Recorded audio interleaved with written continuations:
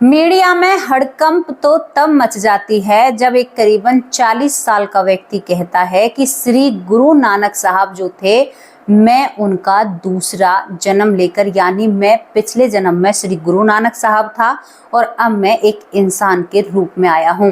दोस्तों, सवालों के गहरों में ये व्यक्ति आ जाता है। अच्छा, इन्होंने अपने चमत्कार भी हमें गिनवाए। क्या चमत्कार गिनवाते हैं? ये कहते हैं कि जो भारत में लंपी वायरस आया था, गौ माता के ऊपर बहुत बड़ा एक कहते हैं खतरा आया था, वो हमारी ही वजह से इस देश में प्रवेश नहीं कर पाता है। दूसरी बात ये कहते हैं कि कोरोना जो बीमारी आई थी, जो पूरे विश्व में आई थी, उस बीमारी को कहीं ना कहीं रोकने में भी इनके गुरु और इनका ही हाथ है।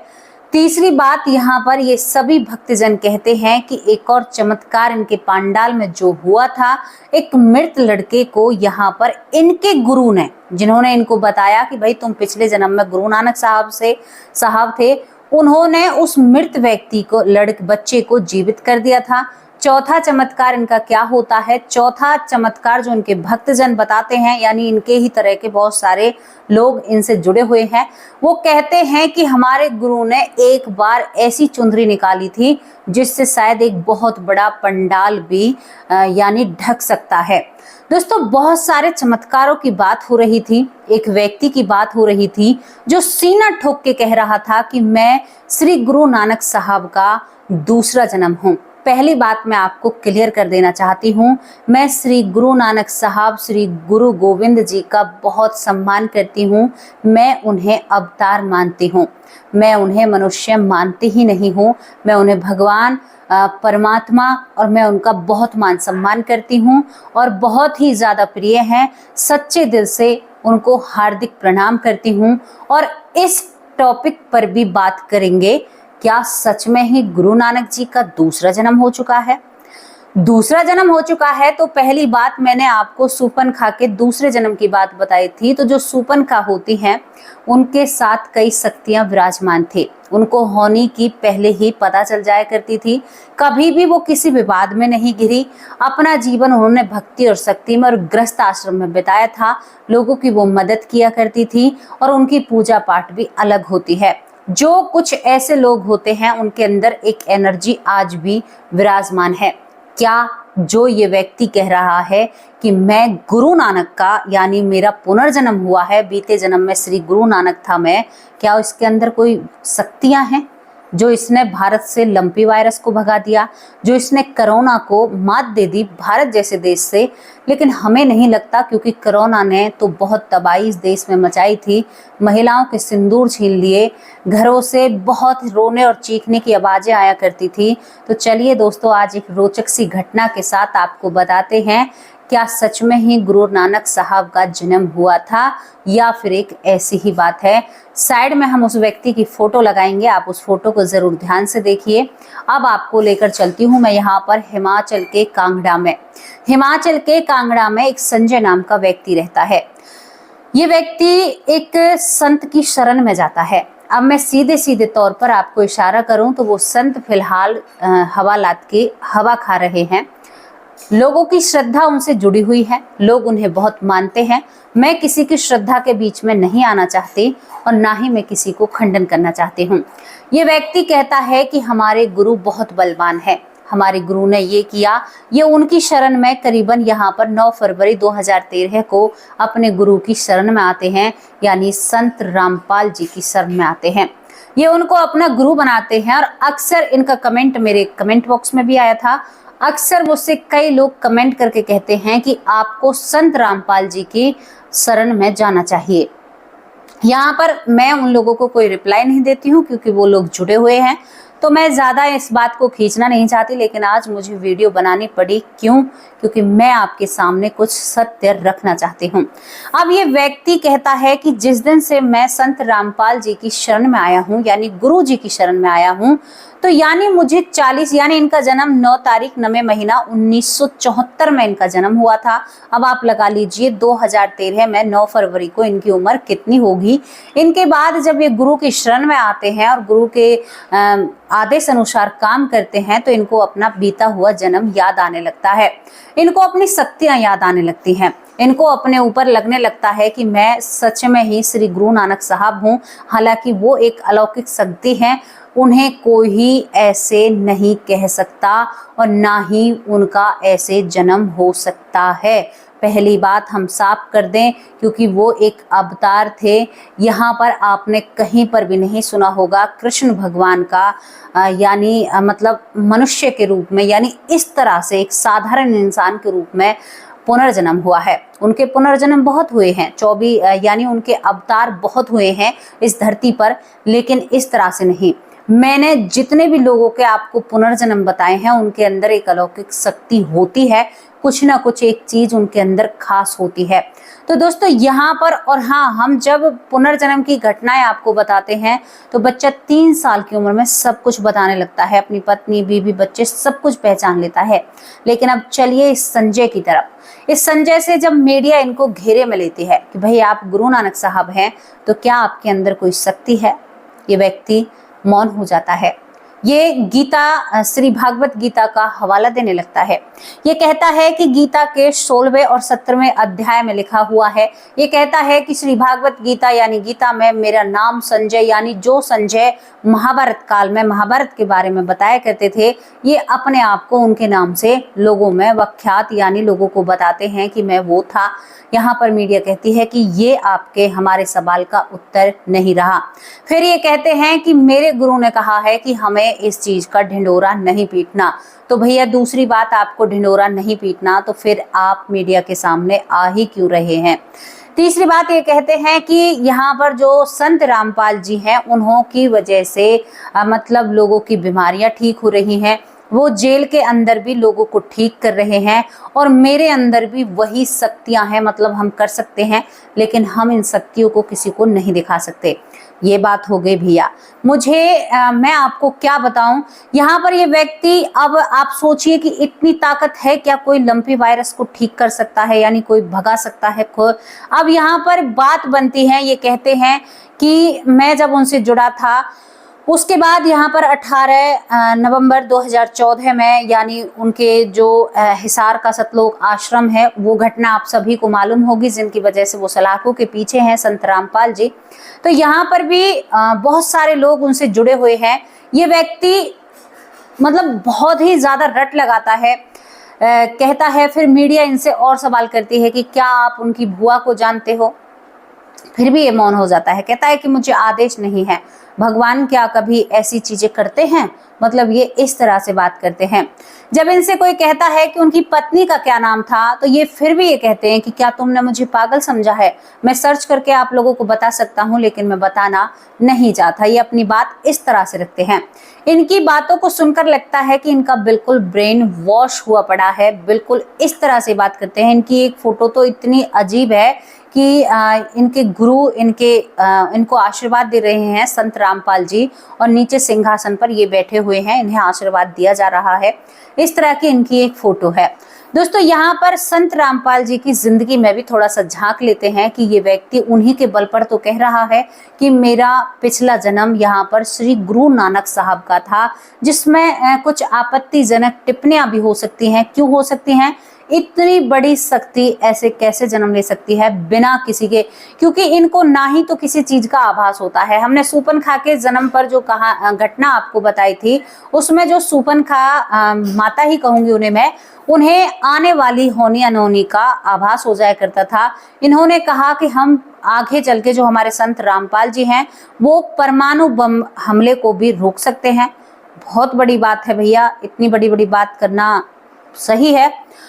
तो भैया सब कुछ वहीं पर है। अब मैं आपको एक और सच बताती हूँ। चलिए रामपाल जी के यहाँ पर 18 नवंबर 2014 में हिसार के सतलोक आश्रम में बहुत बड़ा एक कहते हैं कि भगदड़ मची थी या कुछ हुआ था, वहां पर इनके ऊपर कई आरोप लगते हैं।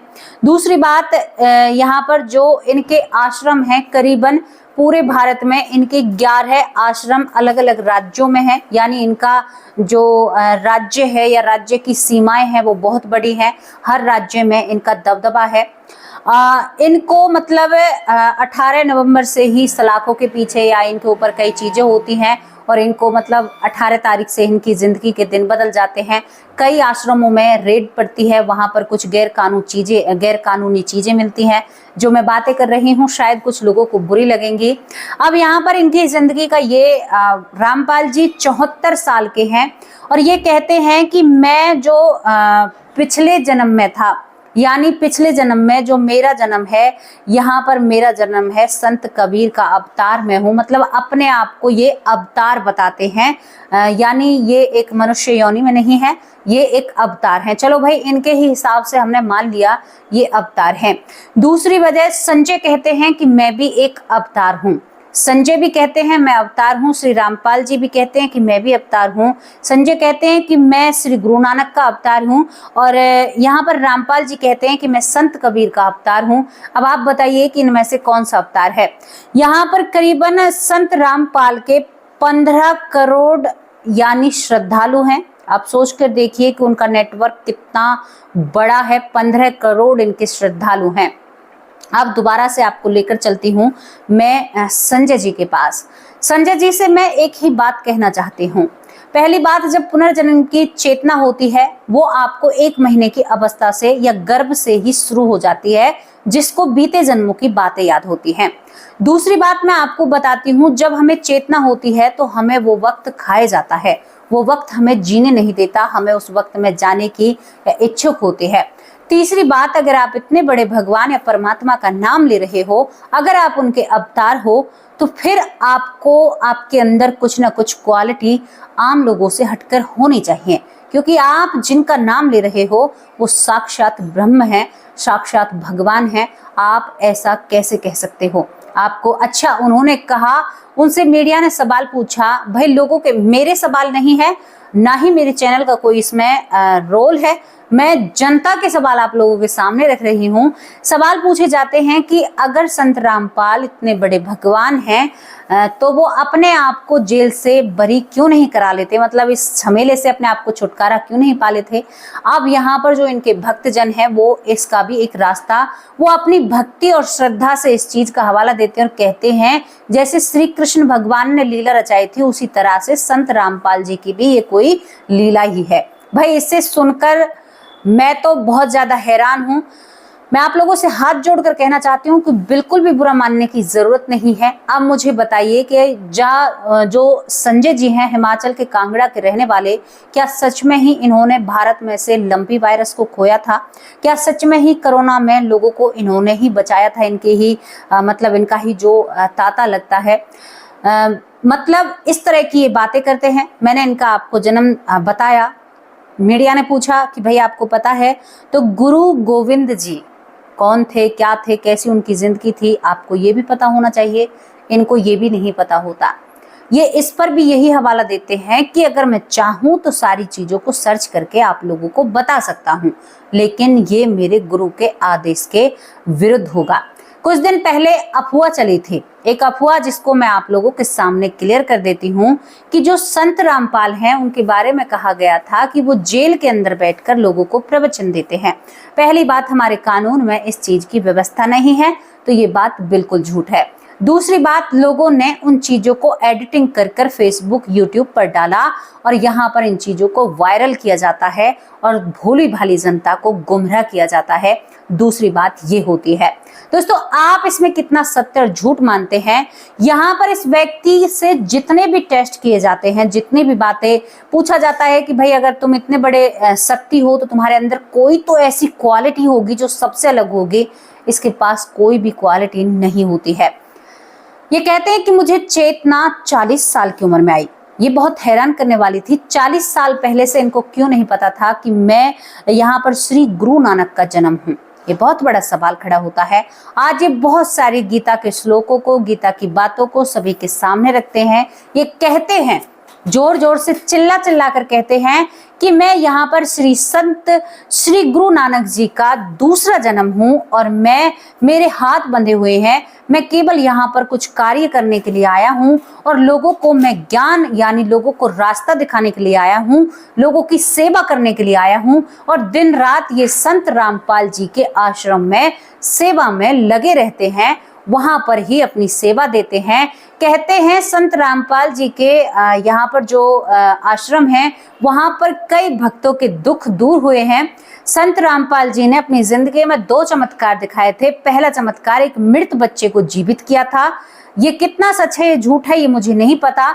दूसरा चमत्कार क्या होता है कि इन्होंने अपने जादू से या चमत्कार से इतनी बड़ी चुंदरी का निर्माण किया था कि आप पूरा एक पंडाल जो होता है, जो ताना जाता है, आप उसे तान सकते हैं। तो मैं आपसे पूछ सकती हूँ कि क्या इस कली काल में ये संभव है? दोस्तों, जो ऐसी चीजें किया करते थे वो जनता के सामने नहीं आते हैं, पहली बात। दूसरी बात, ये जंगलों में जो हमारे संत होते हैं, जंगलों में भक्ति करते हैं, उन्हें ना ही किसी आश्रम से लेना देना है, ना ही उन्हें किसी के पैसों से लेना देना है, ना ही उन्हें लोगों को जागरूक करना है, क्योंकि वो विधाता जिसे जागरूक कर सकेंगे वो खुद ही कर देंगे। मतलब ये कहते हैं कि हम लोगों को जागरूक करते हैं, लोगों की सहायता करते हैं। एक बात बताऊं आपसे, भगवान जिसकी सहायता करना चाहते हैं ना, उसकी सहायता वो किसी न किसी के हाथों से कराकर ही रहते हैं। ये बात तो हमने भी जानी है और आप लोगों ने भी जानी है। अब संजय भाई से मेरा बार बार यही प्रश्न होता है कि भाई आप इस तरह से दावा करते हैं, आप ठीक है दावा कीजिए, किसी का भी कीजिए, लेकिन जिन हस्ती का आप दावा कर रहे हैं वो हस्ती नहीं है, साक्षात प्रभु भगवान है, परमात्मा है। हम उनका बहुत मान सम्मान करते हैं। बहुत अच्छा लगता है कि हमारे संत इतने प्यारे थे, इतने अच्छे थे। सत सत प्रणाम करती हूँ गुरु नानक जी के चरणों में, सत सत प्रणाम करती हूँ गुरु गोविंद जी के चरणों में, जिन्होंने हमारे लिए बहुत कुछ किया। बहुत मानते हैं, बहुत जानते हैं। कैसी लगी आप लोगों को ये स्टोरी? आप अपनी राय कमेंट बॉक्स में जरूर रखना। मुझे बताना, क्या सच में ही संजय का पुनर्जन्म हुआ है? क्या वो सच में ही गुरु नानक साहब के दूसरे रूप हैं? मैं इस बात को नहीं मानती, ना ही तो इस चीज के कोई प्रमाण है। जो दुपट्टा यहाँ पर रामपाल जी ने निकाला था उसका भी कोई लिखित रूप पर प्रमाण नहीं है। इन्होंने लंपी वायरस को गायब किया, उसका भी कोई प्रमाण नहीं है। इन्होंने कोरोना को भी कम किया, उसका भी कोई प्रमाण नहीं है। ये कहते हैं विश्व युद्ध होने वाला था, उसे हमने बंद करा दिया, इसका भी कोई प्रमाण नहीं है। दोस्तों, यहाँ पर एक लड़के को जीवित किया था, इसका भी कोई लिखित रूप में प्रमाण नहीं है। तो आप इसके बारे में क्या कहना चाहते हैं? किसी को अगर मेरी बातें बुरी लगी हो तो मैं फिर से सॉरी कहना चाहती हूँ, लेकिन अपने आप को एक उजाले में रखिए, एक रोशनी में रखिए। अगर ऐसा इंसान धरती पर आ जाएगा तो इस धरती का उद्धार हो जाएगा, इस धरती पर विनाश होने से बंद हो जाएगा, लोगों में सद्भावना जगेगी, लोगों के अंदर विश्वास बढ़ेगा, लोगों की मदद होगी। भाई, क्यों इस धर्म को बदनाम करने की कोशिश की जाती है? क्यों ऐसा होता है? मेरी समझ में नहीं आता है। ज्यादा कुछ कह नहीं सकती, लेकिन एक पुनर्जन्म से ये किस्सा, ये घटना जुड़ी हुई थी, तो इसीलिए आप लोगों के सामने रखना जरूरी समझा। अब आप बताइए कि आपको ये कैसी लगी, कैसी नहीं लगी। मेरा जो कर्म था वो मैंने किया, आगे मैं फल की चिंता कभी भी नहीं करती हूँ, क्योंकि अगर मैं कर्म करूंगी तो मेरा फल अपने आप मेरे पास आएगा। कर्म नहीं करूंगी तो कितने भी दौड़ लगा लूं, वो मुझे हाथ नहीं आएगा, वो पेड़ मुझसे दूर चला जाएगा। इसी तरह से आप जिया कीजिए, खुले विचारों से, खुले मन से। एक और आपको बहुत अच्छी खुशखबरी देनी थी। मेरे भाई को जो बीमारी थी, जिनकी वजह से हमने उनका हाथ गंवाया था, उस बीमारी की दोबारा आशंका जताई थी। उस दिन हम सभी बहुत ज़्यादा रोए थे, बहुत ज़्यादा परेशान थे। आप लोगों को भी पता है उस दिन मेरी वीडियो नहीं आई थी, लेकिन 3 दिन में हमने एक टेस्ट कराया। वहाँ पर डॉक्टर साहब ने कहा कि हमारा शक गलत निकला। यहाँ पर डॉक्टर के शक को गलत निकलने पर जितनी खुशी मुझे हुई मैं आपसे बयान नहीं कर सकती, क्योंकि वो भी मेरा भाई है, आप भी मेरे भाई हैं और वो आप लोगों का भी भाई है। तो दोस्तों, इस खुशी के साथ मैं इस घटना का समापन करती हूँ और अब अपने प्यारे परिवार का नाम लेती हूँ, जो मेरा खूबसूरत सा परिवार है, हमेशा साथ देता है, लेकिन अब कुछ दिनों से बहुत कम लोग हो चुके हैं। पहला नाम डॉक्टर सुरेश सोनी, मेरे बड़े भाई, बहुत अच्छे कमेंट करते हैं। लक्ष्मी डोगरा, बहुत बहुत धन्यवाद। मंजू दंगी, बहुत प्यारी बहन है। लूना राम मोदी, बहुत अच्छे भाई हैं। महेंद्र पांचाल, बहुत बहुत धन्यवाद। वंदना चलदेन, बहुत प्यारी बहन है। रवीना कुमारी, बहुत बहुत धन्यवाद। प्रवेश बहन, बहुत बहुत धन्यवाद। सीमा अरोरा दिल्ली से, बहुत प्यारी बहन है। हैं, बहुत बहुत धन्यवाद। उषा देवी कैसी हो प्यारी बहन। शकुंतला बहन बहुत अच्छी बहन है। ललिता यादव मेरी बहुत प्यारी माँ है। गुलजारी लाल बहुत बहुत धन्यवाद। अनिल व्यास भाई बहुत अच्छे भाई हैं। मधु उपमन बहुत प्यारी माँ है मेरी। यहाँ पर ज्योति श्रीवास्तव ये भी मेरी बहुत प्यारी माँ है, बहुत अच्छी बहन है, यानी माँ ही है। जयश्री बहन बहुत बहुत धन्यवाद, आपकी आईडी अब बदल चुकी है, ज्योति के नाम से है, बहुत बहुत धन्यवाद आपका। पिंकी बहन बहुत बहुत धन्यवाद। आकाश तनवर बहुत अच्छे भाई हैं। राजा राम भाई कैसे हो, बच्चे कैसे हैं, परिवार सब ठीक है। गायत्री बहन बहुत बहुत धन्यवाद। प्रीति बहुत बहुत धन्यवाद। बबीता सिंह दिल्ली से बहुत बहुत धन्यवाद। जेपी सिंह भाई बहुत बहुत धन्यवाद। ऐश्वर्य अम्मा मैं सॉरी मांगती हूँ, आपके जन्मदिन की शुभकामनाएं मैं नहीं दे पाई, सॉरी मेरी माँ, सॉरी, मैं कान पकड़कर आपसे सॉरी मांगती हूँ। यहाँ पर जेपी सिंह भाई बहुत बहुत धन्यवाद। मेरी माँ की हजारों साल उम्र हो, मेरी माँ हमेशा खुश रहे, गम का कोई साया उनके करीब ना आए, मेरी प्यारी सी माँ के पास। सुमित्रा पौर बहुत बहुत धन्यवाद। पर्वत दास बहुत अच्छे भाई हैं। रमन जी बहुत बहुत धन्यवाद। सुरेंद्र पाल कौर बहुत अच्छे भाई हैं। बिटी का बॉस बहुत अच्छी बहन है। विनोद पाटिल बहुत बहुत धन्यवाद। बिमला दलाल मेरी माँ है। केशव ललिता बहुत बहुत धन्यवाद। शकुंतला बहन कैसी हो। माइकल डिसूजा बहुत अच्छे भाई हैं। लक्ष्मी जी बहुत बहुत धन्यवाद। मंजू चौधरी बहन कैसी हो आप, बहुत प्यारी बहन हो, हमेशा बहुत ख्याल रखती हो, थैंक यू प्यारी बहन। सीमा लखनऊ से मेरी बड़ी बहन जो हमेशा कमेंट करती हैं, बहुत बहुत धन्यवाद। नीता कुंतल प्यारी बहन आप कैसे हो, बहुत बहुत धन्यवाद आपका, बहुत अच्छे आप कमेंट करती हो। यहाँ पर विस्मय सक्सेना बहुत बहुत धन्यवाद। विषय सक्सेना बहुत बहुत धन्यवाद। सपना लखनपाल जी बहुत बहुत धन्यवाद। लक्ष्मी जी बहुत बहुत धन्यवाद। किरण वालिया बहुत बहुत धन्यवाद। पारस जाखड़ बहुत बहुत धन्यवाद आपका। अंजना कुमारी बहुत बहुत धन्यवाद। शरीयू वाला बहन कैसी हो। यशवंती मेरी माँ कैसी हो आप, अच्छी हो ना प्यारी माँ। यहाँ पर बिमला दलाल माँ बहुत प्यारी माँ है, बहुत बहुत धन्यवाद। गीता उपाध्याय बहुत प्यारी बहन है। हरीश नारायण बहुत बहुत धन्यवाद। बिटी का बॉस बहुत प्यारी बहन है, बहुत बहुत धन्यवाद।